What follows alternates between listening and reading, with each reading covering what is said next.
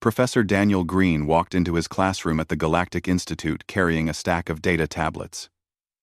The morning sun from the station's artificial lighting made the room feel warm and welcoming. He smiled at his students as they settled into their seats. The classroom was full of different alien species, each one unique and fascinating in their own way. Daniel had been teaching at the Institute for 3 years now. He loved his job. Every day brought new challenges and interesting discussions with students from across the galaxy. Some of his students breathed oxygen like him, while others needed special equipment to survive in the classroom environment. There were students with scales, students with fur, and students with bodies made of something that looked like living crystal. Today's lesson was about evolution and survival adaptations. Daniel enjoyed teaching this topic because it helped students understand why different species developed in different ways. He began writing on the holographic board, explaining how gravity affected the development of muscles and bones. In the third row sat Krovik, a Zenthari student who towered over everyone else. The Zenthari were famous warriors throughout the galaxy. They stood 8 feet tall and had 4 powerful arms. Their bodies were covered in natural armor that looked like dark blue metal. Krovik came from a military family, and he was proud of his heritage. Daniel started explaining how humans evolved on Earth.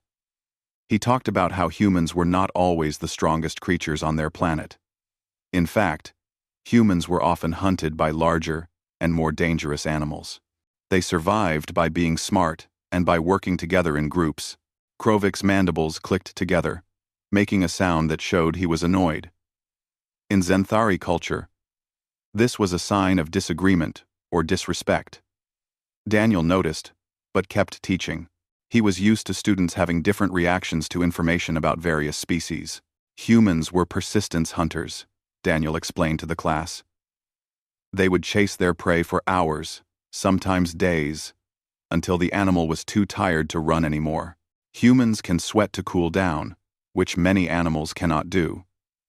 This gave them an advantage in long chases. Krovik clicked his mandibles louder. He raised one of his 4 hands. Daniel nodded at him to speak. Professor Green, are you saying humans are not warriors? Krovik's voice came through his translation device with a sharp edge.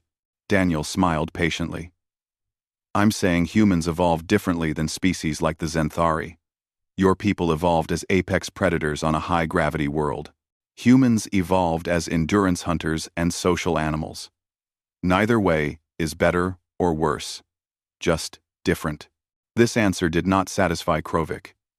In his culture, being called anything less than a warrior was an insult. He thought Daniel was mocking both humans and Zenthari by suggesting humans were weak prey animals. The class continued, but Krovik remained angry. His body language showed tension, and the other students began to notice. A small reptilian student named Vex moved her seat slightly away from the large Zenthari. She had good instincts. When class ended, students packed their belongings and left through the door. Daniel organized his data tablets and prepared for his next lesson. He heard heavy footsteps behind him and turned to see Krovik approaching his desk. Professor, I wish to discuss your lecture, Krovik said. His forearms were tense, and his armor plates seemed to darken, which happened when Zenthari became aggressive. Of course, Krovik. What's on your mind? Daniel kept his voice friendly and calm. You insult your own species by calling them prey animals. You also insult mine by suggesting warriors are not superior to hunters who merely chase tired animals. Krovik stepped closer. He was trying to intimidate Daniel with his size. Daniel had dealt with cultural misunderstandings before. He stayed calm and explained. I wasn't making a value judgment, Krovik. I was explaining evolutionary biology. Every species adapted to survive in their environment. The Zenthari became strong warriors because your world demanded it. Humans became endurance specialists because Earth demanded it. You speak of strength you do not possess. Krovik growled. You humans walk into the galaxy acting like you belong among warrior races. You are soft, weak, Daniel felt his patience running thin, but he kept his professional composure. Krovik, I think you're misunderstanding the purpose of this class. We're here to learn about biology, not to rank species by combat ability. That was the wrong thing to say. Krovik saw it as more condescension. In his mind, this weak human was dismissing his concerns and treating him like an ignorant child. Rage built up inside him, fueled by cultural pride and youthful aggression. I will show you what real strength is, Krovik snarled. Before Daniel could respond, all 4 of Krovik's arms shot forward. 2 hands grabbed Daniel's throat, while the other 2 reached for his shoulders. The Zenthari grip was incredibly strong, capable of crushing metal. Krovik squeezed, intending to make Daniel pass out and learn some respect. But something happened that Krovik did not expect. Instead of panicking or struggling uselessly, Daniel's body reacted with pure survival instinct. His face remained surprisingly calm even as his throat was being crushed. His hands moved in a blur. Daniel drove his knee upward with all his strength, hitting Krovik directly in the thorax where the armor plates met. The impact made a cracking sound that echoed in the empty classroom. Krovik's grip loosened slightly from the shock and pain. In that split second, Daniel grabbed one of Krovik's wrists with both hands. He twisted his whole body, using leverage and technique rather than raw strength. The movement was smooth and practiced, the result of years of martial arts training that Daniel did for fun and exercise. Krovik found himself flying through the air. His large body crashed into a desk, breaking it into pieces. Equipment scattered across the floor. The Zenthari warrior had never been thrown before. Especially Krovik, charged forward like an armored tank. His species had fought in galactic wars for centuries. He knew 100 different combat techniques, all designed to overwhelm opponents with superior strength and multiple limbs. He expected this human to crumble under his assault. Daniel did not crumble. He moved sideways at the last possible moment, and Krovik's charge carried him past the professor. The Zenthari's reflexes were fast, and he spun around quickly, swinging 2 of his arms in a wide arc meant to catch Daniel from both sides. The professor ducked under the swing, feeling the air whoosh above his head. While he was low, Daniel punched Krovik in the knee joint, where the armor was thinnest. The hit was precise and painful. Krovik stumbled, but did not fall. Stop this now, Krovik, Daniel said, his voice hard. But Krovik was beyond reason. He had been embarrassed twice now by this smaller creature. His pride would not let him stop. He attacked again, this time more carefully. He used his reach advantage, jabbing with his arms to keep Daniel at a distance. Daniel backed up, avoiding the strikes. He was breathing harder now, but his movements remained smooth. Years of training had taught him to conserve energy and wait for openings. He watched Krovik's pattern, learning how the Zenthari telegraphed his attacks. When Krovik thrust forward with his upper right arm, Daniel was ready. He slapped the arm aside and stepped in close, too close for Krovik to use his reach effectively. Daniel struck Krovik's side 3 times in rapid succession, hitting the gaps between armor plates. Each hit made Krovik grunt in pain. The Zenthari tried to grab Daniel in a bear hug with all 4 arms, but Daniel dropped low and swept Krovik's legs. The big alien crashed to the floor again, shaking the entire classroom. Before Krovik could recover, Daniel was on him, applying a joint lock to one of the Zenthari's shoulders. Krovik roared in pain and threw Daniel off using his superior strength. The human rolled across the floor and came up on his feet. His shirt was torn, and bruises were already forming on his arms where Krovik had grabbed him. But his eyes showed no fear, only determination. Last warning, Daniel said, breathing heavily. We stop now, or I will stop you. Krovik answered by charging again. This time Daniel did not dodge. He stepped forward to meet the charge, which surprised Krovik. Daniel grabbed the Zenthari's leading arm with both hands, and used Krovik's own momentum against him. The professor executed a perfect judo throw, sending the warrior crashing into the wall. The impact left a dent in the reinforced metal. Krovik slid down, dazed. He shook his head to clear it and tried to stand. Daniel did not give him the chance. The professor moved in fast, striking pressure points that he had learned about in his xenobiology studies. He knew exactly where different species were vulnerable. Krovik felt his left arms go numb as Daniel hit nerve clusters. The pain was unlike anything he had experienced in training. This human fought with scientific precision, targeting weaknesses that Krovik did not even know he had. The Zenthari lashed out desperately with his still-functioning right arms. One blow caught Daniel in the ribs, lifting him off his feet and sending him crashing into a chair. Daniel felt something crack in his chest. The pain was intense, but his body released natural chemicals that dulled it. He stood up, slower this time, but still ready. Krovik saw the human stand, despite taking a hit that should have broken bones. The Zenthari felt something he had never felt in combat before. Uncertainty. This prey animal should be defeated by now. Instead, it kept getting up, kept fighting, kept hurting him. Daniel rushed forward before Krovik could think about his next move. He went low again, under the Zenthari's defenses. This time he targeted Krovik's legs with a series of kicks that would have made his martial arts instructor proud. The impacts cracked more armor plating. Krovik swung wildly, trying to land another solid hit. But Daniel was moving differently now. The human seemed to have entered a state where pain did not matter, where exhaustion did not matter. He was running on pure adrenaline and survival instinct. The professor caught one of Krovik's arms and twisted it behind the Zenthari's back. He used his position to force Krovik face down onto the floor. The alien struggled, his superior strength making it hard for Daniel to maintain control. Daniel adjusted his grip and applied pressure to multiple points on Krovik's body.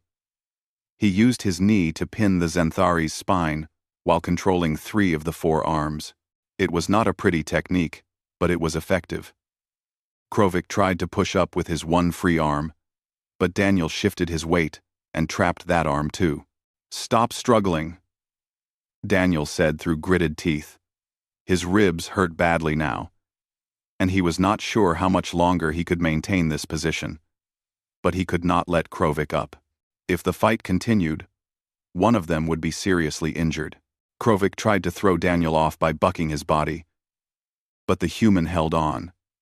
The professor's muscles screamed in protest, but he did not let go. Sweat dripped down his face, mixing with a small amount of blood from a cut above his eye. "I said stop," Daniel repeated, applying more pressure to a nerve point that made Krovik's entire left side go numb with pain. The Zenthari finally stopped struggling.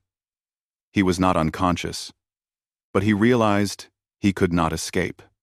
This human, this professor who taught biology, had defeated him in single combat. The shame was overwhelming, but so was the confusion. How had this happened? Daniel held the position, his breathing ragged. He heard footsteps in the hallway outside. Someone had probably heard the fight and called security. He just needed to hold on a little longer. The classroom door burst open, and security officers rushed in. The lead officer was a human woman named Lisa Martinez. She stopped in her tracks, taking in the scene. The destroyed furniture, the damaged wall, and the huge Zenthari warrior pinned to the floor by a biology professor. "Professor Green?" she said, uncertain. "Officer Martinez," Daniel replied, his voice strained. "Please take custody of this." The medical center was busy that afternoon. Daniel sat on an examination table while a Veldran doctor scanned his ribs with advanced medical equipment. The doctor's 4 eyes blinked in sequence as she studied the results on her screen. "You have 2 cracked ribs and significant bruising," the doctor said in her melodic voice. "For a human who just fought a Zenthari warrior, you are remarkably intact. I have treated Zenthari victims before. Most do not walk away." Inenended, Daniel winced as the doctor applied a regenerative patch to his chest. The medication would speed up his healing considerably, though he would still be sore for days. "I got lucky," he said simply. "That was not luck, Professor Green," the doctor replied. "That was skill and something else. Your adrenaline levels are still elevated beyond what I would expect. Your body is still in a heightened state of alert. Daniel knew she was right. His hands had a slight tremor, and his heart was still beating faster than normal. The fight or flight response was taking a long time to fade. He had never been in a real fight before, only sparring in controlled environments. This had been different. This had been survival. In another part of the medical center, Krovik lay on a specialized bed designed for Zenthari physiology. His injuries were more extensive. 3 of his armor plates were cracked and would take weeks to fully heal. His shoulder was dislocated, though the doctors had already put it back in place. Multiple nerve clusters were damaged from Daniel's precise strikes.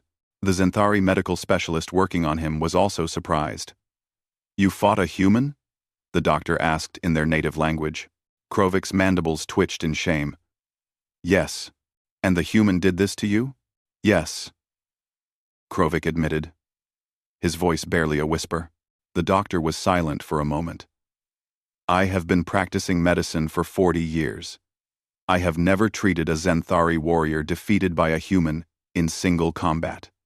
This will be discussed among our people." Krovik knew what that meant. His family would hear about this. His clan would know he had been defeated by a species considered physically weak by galactic standards. The shame would follow him for years. Meanwhile, security footage of the fight was being reviewed by the Institute's administration. Dean Zyloth watched the recording 3 times, her reptilian eyes narrowing as she studied every detail. The Dean was a Prasian, a species known for their wisdom and fairness. She had been running the Galactic Institute for 20 years and had seen many incidents between students. She had never seen anything like this. "Play it again from the moment of initial contact," she instructed her assistant. The footage showed Krovik grabbing Daniel's throat. Then it showed Daniel's immediate response. The knee strike, the throw, and the entire fight that followed. What fascinated Dean Zyloth was not just that Daniel won, but how he won. Every movement had purpose. There was no wasted energy, no wild swinging. It was efficient and brutal. The professor showed remarkable restraint, observed her assistant, a young Chizian named Pell. He used only the force necessary to defend himself. He could have caused much more damage. Dean Zyloth agreed. "Indeed. And notice how he gives warnings. Multiple times he offers Krovik a chance to stop. He does not want to fight, but when forced to, he is extremely effective," Pell added. The Dean sat back in her chair, thinking. This incident would have consequences that reached beyond the 2 individuals involved.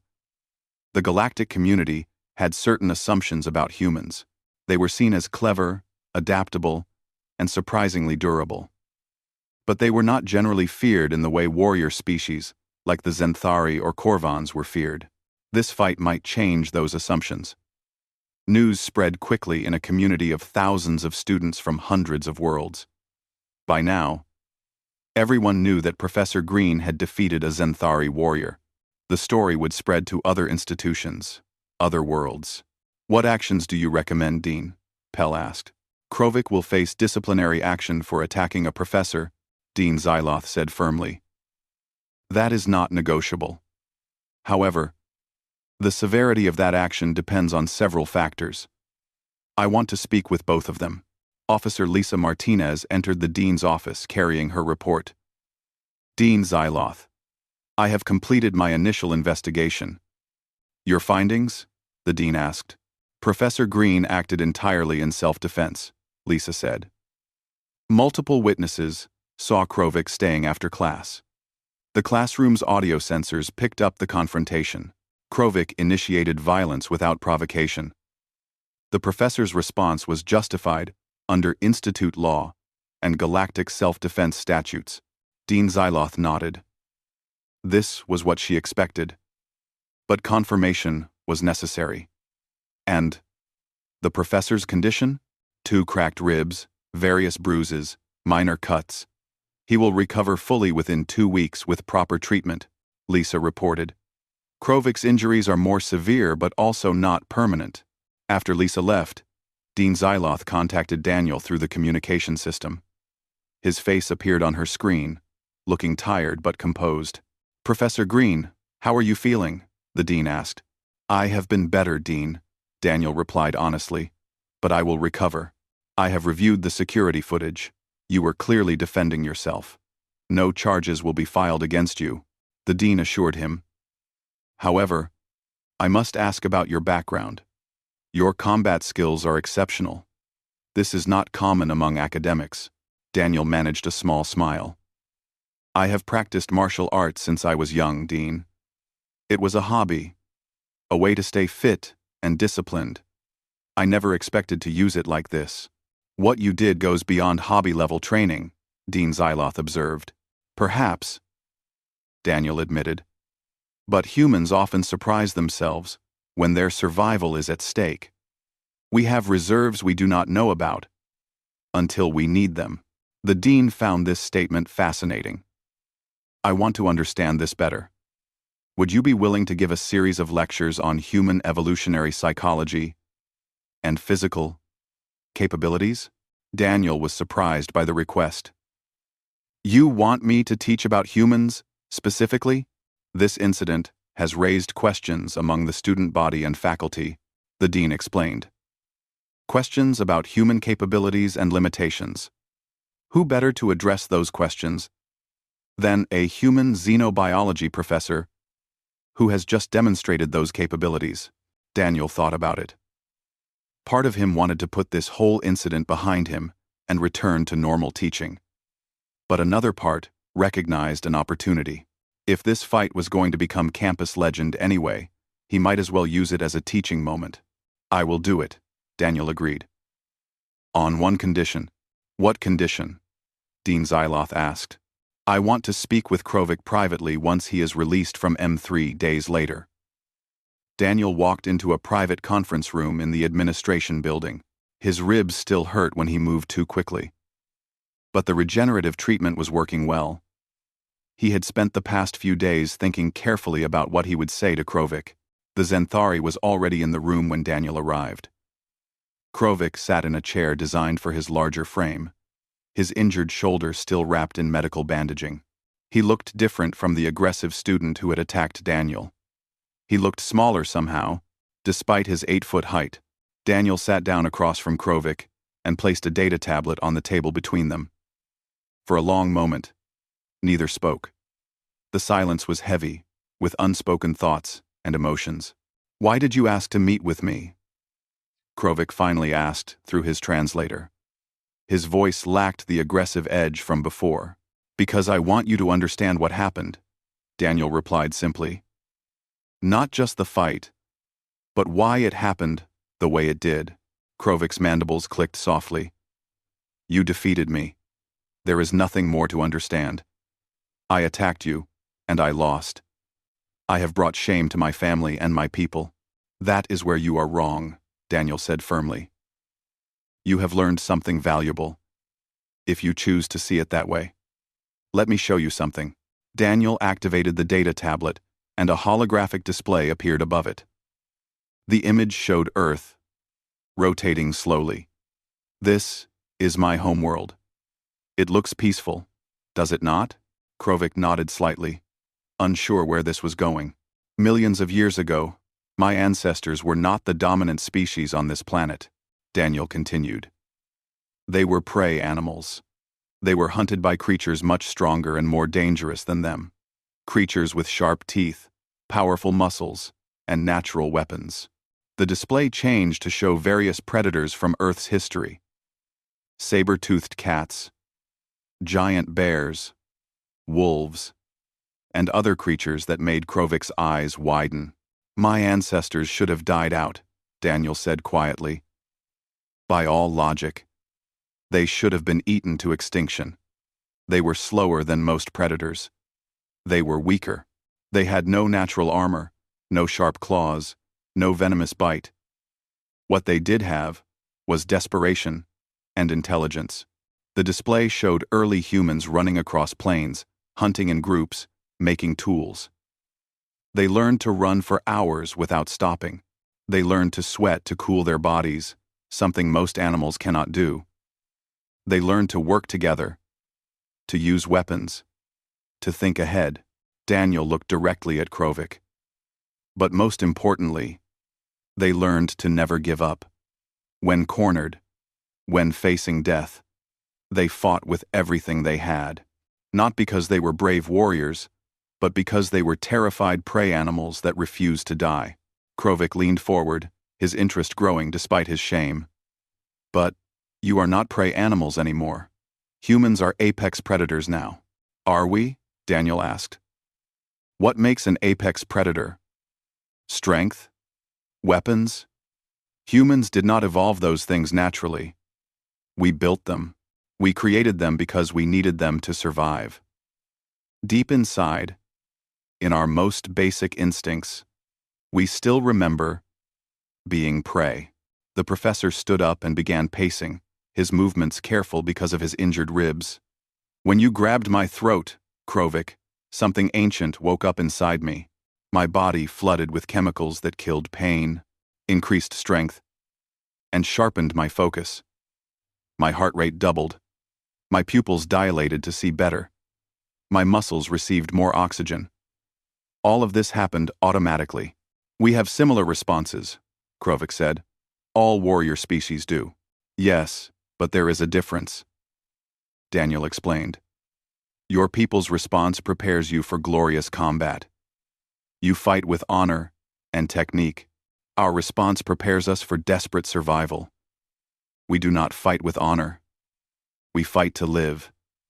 We target weak points. We use any advantage. We do not stop until we physically cannot continue. Daniel pulled up medical data on the holographic display. Look at this. When a human is in extreme danger, their body can continue functioning with broken bones, torn muscles, and severe injuries. We have documented cases of humans lifting impossible weights to save loved ones, running on broken legs to escape danger, fighting with wounds that would kill other species. Krovik stared at the data. He had heard stories about human endurance, but seeing the medical evidence was different. This is why you continued fighting, even after I hit your ribs. Exactly, Daniel confirmed. I felt the pain, but my body suppressed it. My brain told me that pain did not matter. Only survival mattered. If you had not stopped struggling, I would have held that position until I physically collapsed. Not because I am brave, but because my instincts would not let me give up. The Zenthari was quiet for a long moment, processing this information. So, you are saying humans are dangerous because you are afraid? Not afraid, Daniel corrected. Desperate. There is a difference. Fear can make you run away. Desperation makes you fight like nothing else matters, because, in that moment, nothing else does matter. He sat back down, looking tired. Krovik, you come from a noble warrior culture. You fight for honor, for your clan, for glory. These are beautiful concepts, but when you attacked me, you were not fighting a warrior. You were fighting a prey animal that evolution shaped into the galaxy's most stubborn survivor. Krovik's mandibles clicked thoughtfully. In my culture, we are taught that warriors are the most dangerous beings in the universe. We train from childhood in combat arts. We pride ourselves on our strength. And you should, Daniel said. The Zenthari are formidable. In a war, in a battle, your people are terrifying. But you attacked me in an enclosed space, alone, in a situation where I had no choice but to fight back. You triggered every survival instinct my species has developed over millions of years. The professor brought up another image, this one showing human military history. Humans do not like to fight, Krovik. We prefer peace, cooperation, and trade. But when we must fight, we fight in ways that other species find disturbing. We fight wars of attrition, wearing down enemies over years. We use strategies that seem cowardly to warrior cultures. We fight dirty, and we do not stop. This is not honorable, Krovik observed, but there was no judgment in his voice, only curiosity. No, it is not, Daniel agreed. But it is effective. And that is the point. We do not fight for honor. We fight to win, to survive, to protect what matters to us. Everything else is secondary. Krovik stood up, his full height towering over Daniel even though the human remained seated. But there was no threat in his posture now. Professor Green, I owe you an apology. I attacked you because I felt insulted. I thought you were calling my people and your people weak. I was wrong. Daniel stood as well, meeting Krovik's three-eyed gaze. I accept your apology, and I want you to know that I do not think less of you for what happened. You are a student, still learning. This was a lesson, albeit a painful one. What lesson should I take from this? Krovik asked. That every species is dangerous in their own way, Daniel said. The Zenthari are dangerous because of your strength and warrior culture. Humans are dangerous because we refuse to die quietly.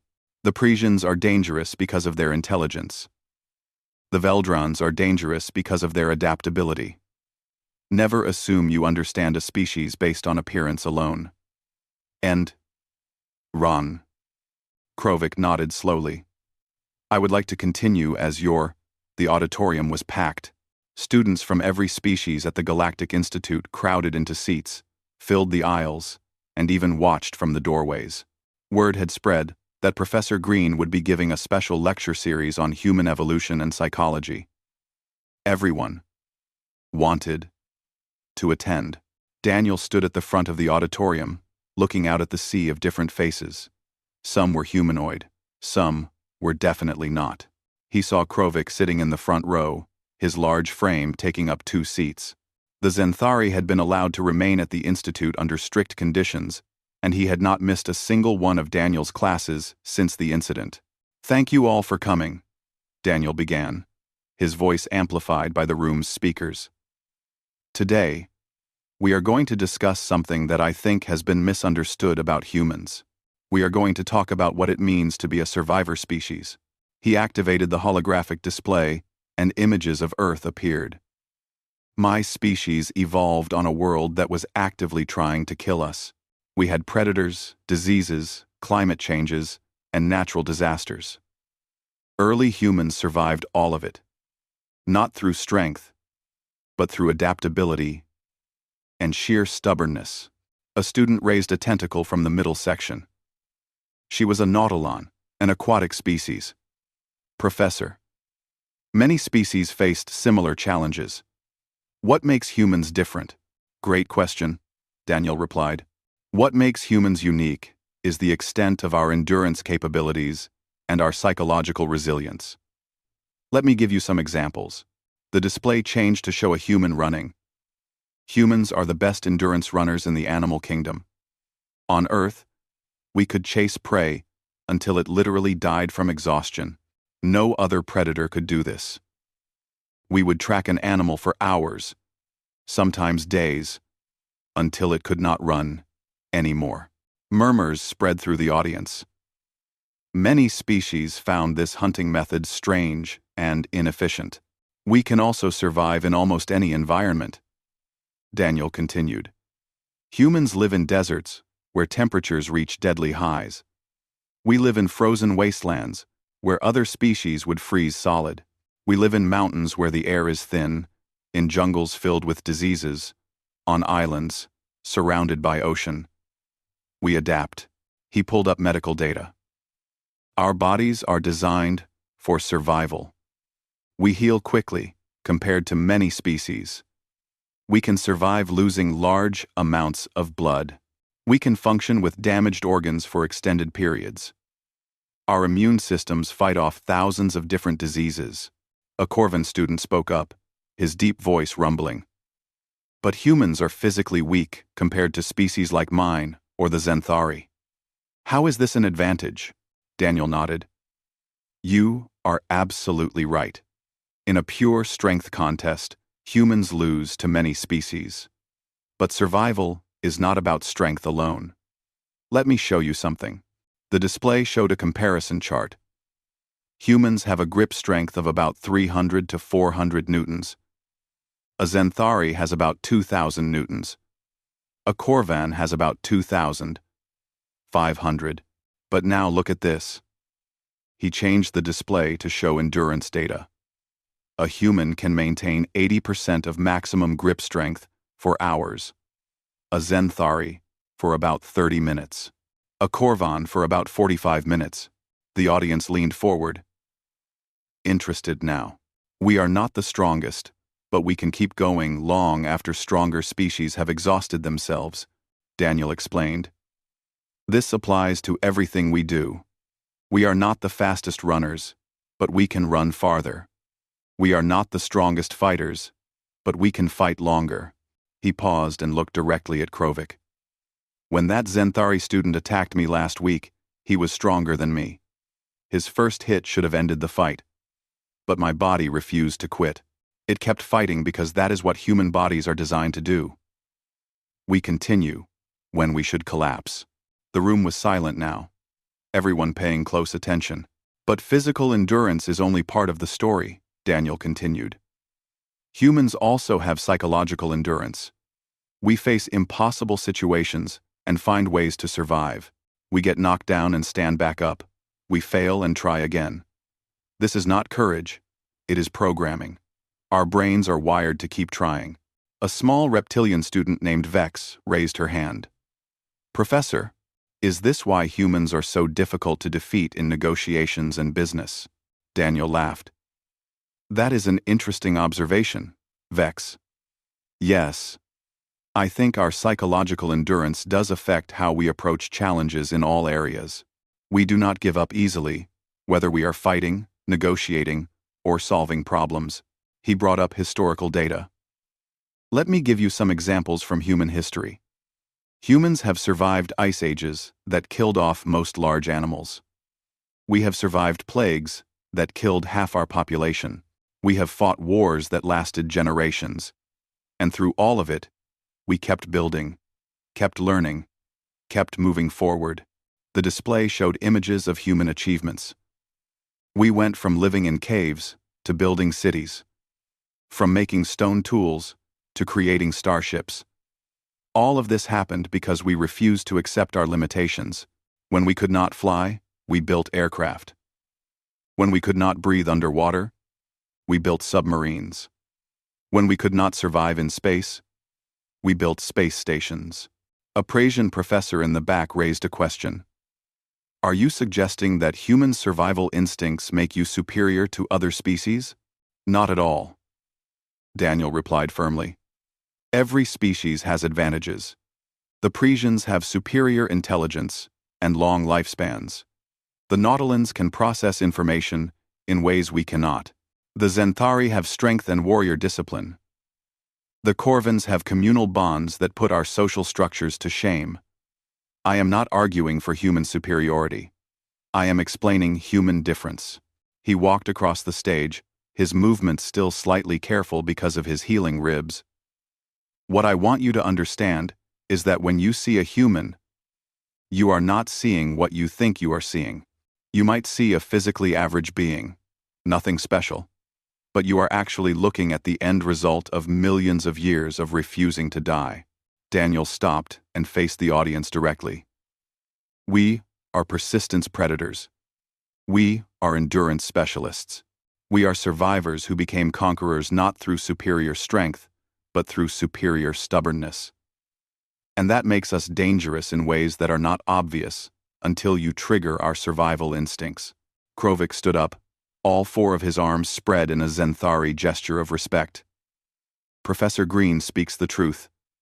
I learned this the hard way.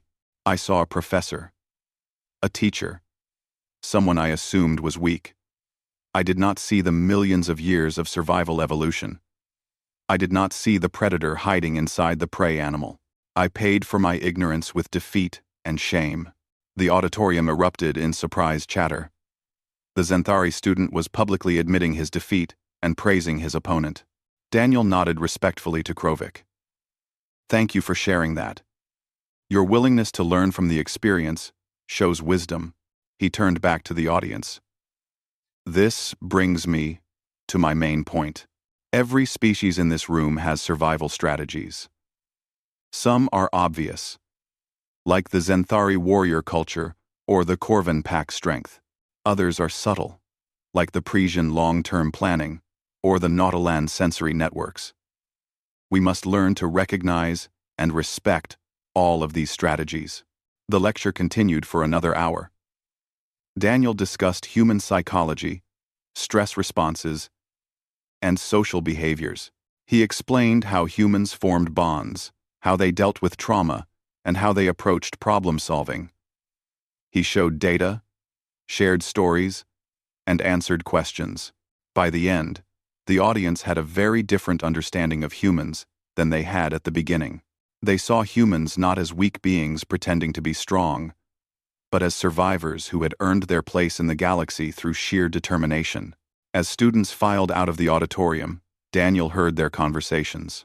Some were frightened, others were impressed, and many were simply thoughtful. The lecture had achieved its purpose. It had made them think. Krovik approached Daniel after most students had left. "Professor, I want to thank you again for allowing me to remain at the Institute. I have learned more in the past week than I learned in years of warrior training." "What have you learned?" Daniel asked, curious. "That strength comes in many forms," Krovik replied. 6 months had passed since the incident in Daniel's classroom. The Galactic Institute had changed in subtle but important ways during that time. Students walked through the corridors with a new awareness of the beings around them. The easy assumptions about species, strengths, and weaknesses had been challenged.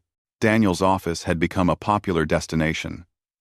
Students from all species came to ask questions, discuss theories, and learn about evolutionary biology from a broader perspective.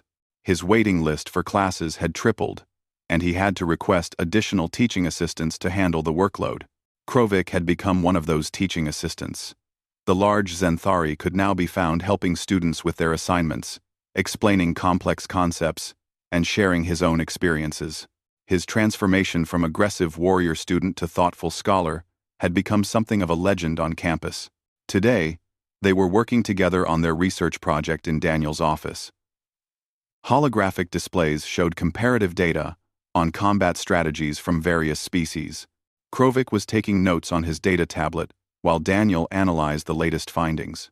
"The patterns are fascinating," Krovik said, gesturing at a chart showing response times. "Warrior species like mine have faster initial responses to threats, but survivor species like humans maintain peak performance for much longer periods." "Exactly," Daniel agreed. "It is not about being better or worse. It is about different evolutionary solutions to the same problem, which is staying alive long enough to reproduce." A chime sounded at the door. "Come in," Daniel called. A human woman entered. She wore the uniform of Earth's diplomatic corps. "Professor Green, I am Caroline Hughes from the Earth Embassy. Do you have a moment?" Gesthauer, Gesthauer, Gesthauer, Gesthauer, Gesthauer, Gesthauer, Gesthauer, Gesthauer, Gesthauer. Daniel stood and shook her hand. "Of course. Krovik, would you excuse us?" "Actually," Caroline said, "the student should stay. This concerns him as well." Krovik's mandibles clicked in surprise, but he remained seated. Caroline sat down and pulled out her own data tablet. "Professor, your lectures on human evolution and survival strategies have attracted attention beyond this institute. The Earth government has received inquiries from several species governments asking about human military capabilities and psychological profiles." Daniel frowned. "I was teaching biology, not giving away military secrets." "I know," Caroline assured him. "And you did nothing wrong. In fact, the government appreciates your honesty and educational approach. However, we need to have a conversation about what information should be public and what should remain private." "Are you here to censor my teaching?" Daniel asked, his tone cool. "No," Caroline replied. "I am here to offer you a position as a consultant. The diplomatic corps wants your expertise in explaining human capabilities to other species in a way that promotes understanding rather than fear." This surprised Daniel. "You want me to do officially what I have been doing unofficially?" "Yes, but with support and resources." Caroline explained. Your incident with Krovik has become a case study in multiple governments. Some see it as proof that humans are more dangerous than previously thought. Others see it as proof that humans can be provoked into violence. We need someone who can provide context and accurate information. Krovik spoke up hesitantly. Ambassador Hughes, has my involvement caused problems for Professor Green? Caroline looked at the Zenthari with interest. On the contrary, your willingness to learn and share your experience has been valuable. The Zenthari government has actually requested that you participate in a cultural exchange program. They want their military officers to understand what you learned. Krovik's 3 eyes widened. The Zenthari High Command wants to hear from me? They do, Caroline confirmed. Your father has been advocating for new training methods that incorporate human endurance techniques. Your research with Professor Green has provided evidence supporting his proposals. Daniel leaned back in his chair, processing this information. So the fight that I thought would end my career has instead opened new opportunities? Life works in strange ways, Caroline said with a smile. Will you consider the consulting position? I need to think about it, Daniel replied. My primary commitment is to teaching. The position would not require you to stop teaching, Caroline assured him. In fact, we want you to continue. Your classroom has become a model for interspecies education. We just want to extend that model to a diplomatic level. After Caroline left, Daniel and Krovik sat in silence for a moment. Finally, the Zenthari spoke. Professor, do you regret what happened between us? Daniel considered the question carefully. I regret that violence was necessary. I regret your injuries and mine. But I do not regret what we have both learned from the experience. Do you regret it? I regret attacking you, Krovik said firmly. That was wrong, and I brought shame to myself and my people. But I do not regret what came after.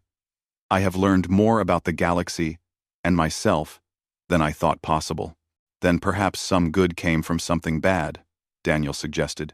Their conversation was interrupted by another visitor. Dean Zyloth entered the office. Her reptilian features arranged in what Daniel had learned was a pleased expression. Professor Green, I have news, the dean announced. The Galactic Institute has received a grant to establish a new department focused on comparative evolutionary studies. The board of directors has asked me to offer you the position of department head. Daniel was stunned. Dean, I appreciate the offer, but I am not sure I am qualified to run an entire department. Your work over the past 6 months suggests otherwise, Dean Zyloth replied. You have brought attention to the importance of understanding species differences. Your lectures are attended by students from every department. Your research with Krovik has been cited in papers across the galaxy. You are exactly what this department needs. Can I have time to consider it? Daniel asked. Of course, the dean agreed. But I hope you will accept. The galaxy needs more educators like you. Ones who can explain complex topics in ways that promote understanding and respect. After the dean left, Krovik turned to Daniel with something like amusement in his expression. You humans have a saying, I think, about lemons and lemonade? Daniel laughed despite himself. When life gives you lemons, make lemonade. Yes, that fits. You were attacked by a student, nearly killed, and now you are being offered promotions and important positions, Krovik observed. Only humans could turn a disaster into an opportunity like this. Is that a compliment? Daniel asked. I think so, Krovik replied. My people would still be focused on the shame of the defeat. You humans focus on what can be learned and built from the experience. Daniel stood and walked to the window, looking out at the campus. Students of dozens of species walked together, studied together, and lived together. The Institute was a microcosm of the larger galactic community. With all its challenges and opportunities, you know what I think made the biggest difference? Daniel said thoughtfully. It was not the fight itself. It was what we did after. You could have held on to your anger and shame. I could have demanded your expulsion and held a grudge. Instead, we chose to learn and grow. This is also very human, Krovik observed. The ability to forgive and move forward. It is not unique to humans, Daniel countered. I have seen it in other species too. Perhaps it is a universal trait among intelligent beings.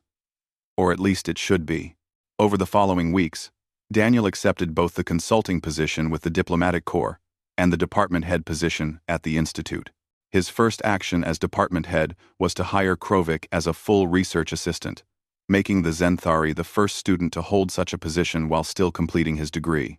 Together, they developed a curriculum that examined evolution, psychology, and culture across species. The courses became some of the most popular at the institute, drawing students who wanted to understand the galaxy's diversity beyond surface-level differences. Daniel's lectures continued to attract large audiences. He spoke about persistence hunting, endurance physiology, and psychological resilience. But he also spoke about cooperation, compassion, and the human capacity for change. He wanted students to understand that humans were complex, not simply dangerous survivors. Krovik's contributions were equally valuable. He provided the warrior culture perspective, explaining how his people viewed strength, honor, and combat.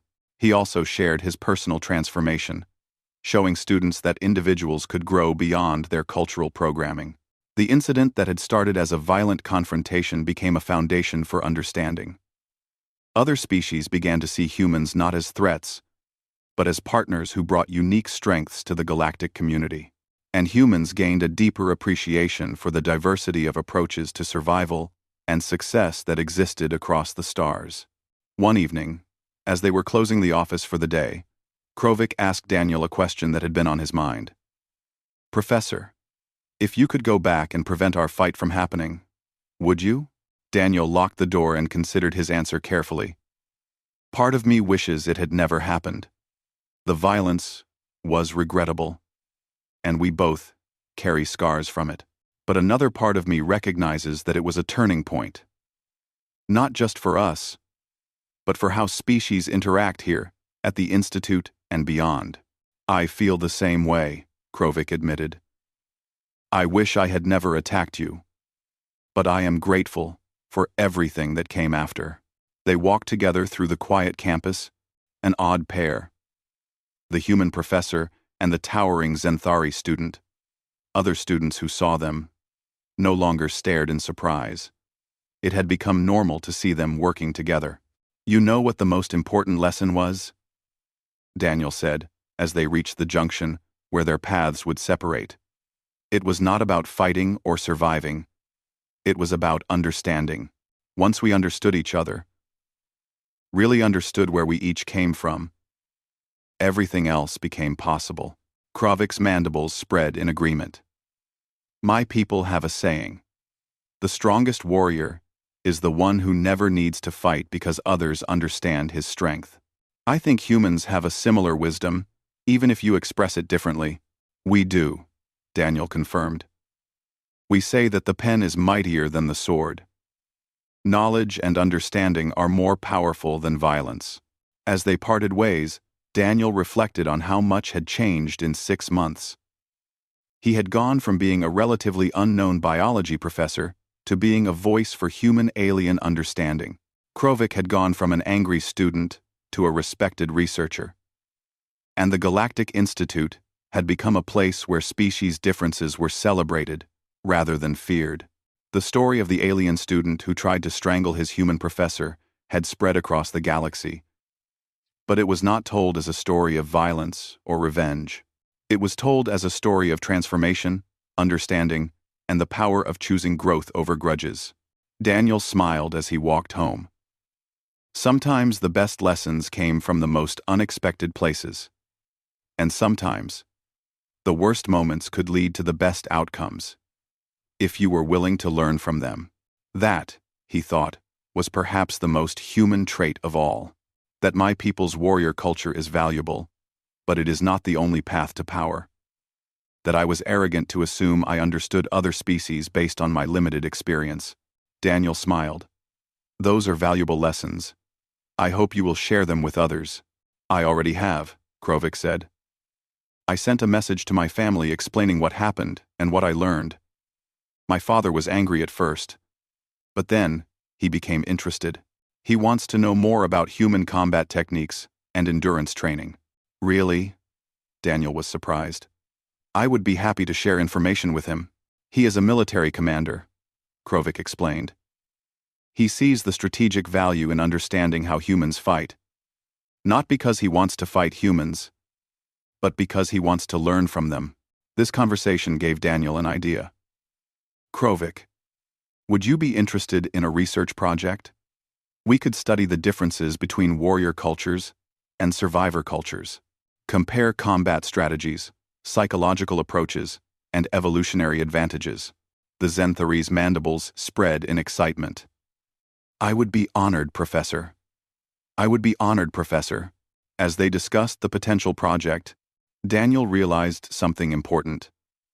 The fight that had seemed like a disaster was actually becoming an opportunity for understanding, for learning, and for building bridges between different species.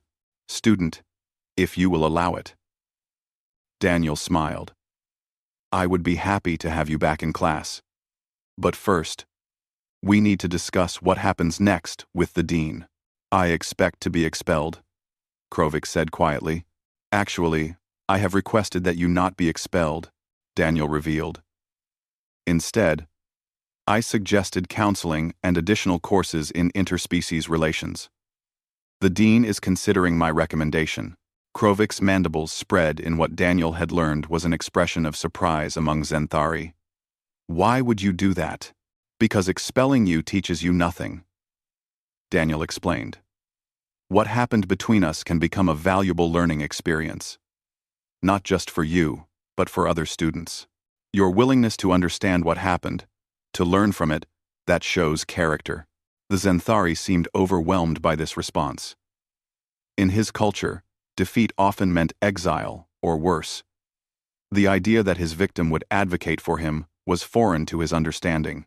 Ethical care, no disciplinary action until after that conversation. The dean was intrigued. May I ask why? Because he needs to understand what really happened today, Daniel said. And I think I am the only one who can explain it properly. Dean Zyloth considered this request. It was unusual, but then again, everything about this situation was unusual. Very well. I will arrange it. But Professor Green, be careful. Some species do not handle defeat well. I understand, Dean, Daniel replied. But I think this is important. After the communication ended, Dean Zyloth sat in her office thinking about humans. They were still relatively new to the galactic community. Only a few decades since first contact. Most species thought they understood humans by now. This incident suggested they might be wrong about that. News of the fight continued to spread. Students gathered in common areas discussing what had happened. Some were scared, wondering if humans were more dangerous than they appeared. Others were excited, viewing it as proof that no species should be underestimated. A few, particularly from warrior cultures, were deeply interested in learning more about human combat capabilities. Dent. He attacked me, and I defended myself. More security officers entered, including 2 large Corvan guards who were strong enough to handle a Zenthari. They approached carefully, not sure what to expect. Daniel slowly released his hold on Krovik and stepped back, his hands raised to show he was not a threat. The Corvan guards helped Krovik to his feet. The Zenthari did not resist. He stared at Daniel with all 3 of his eyes, trying to understand what had just happened. Are you injured, Professor? Lisa asked, noticing the way Daniel was holding his ribs. I'll need to see a doctor, Daniel admitted. But I'll be fine. As security led Krovik away, the Zenthari looked back at Daniel one more time. The professor met his gaze steadily. There was no triumph in Daniel's eyes, no anger, just a quiet strength that Krovik was beginning to recognize as something far more dangerous than warrior pride. OT by someone half his size, Krovik's warrior training kicked in. He rolled to his feet, all four arms ready for combat. His mandibles spread wide in a battle challenge. This human had actually hurt him. Now it was personal. Daniel stood in a ready stance, his breathing controlled despite the adrenaline flooding his system. His throat hurt where Krovik had grabbed him, but he pushed the pain aside. His eyes were different now, focused and intense. Something primal had awakened inside him. Something that Krovik was about to learn was very dangerous. The two faced each other in the empty classroom. One was a trained warrior, from a species bred for combat. The other was a biology professor, from a species that refused to die.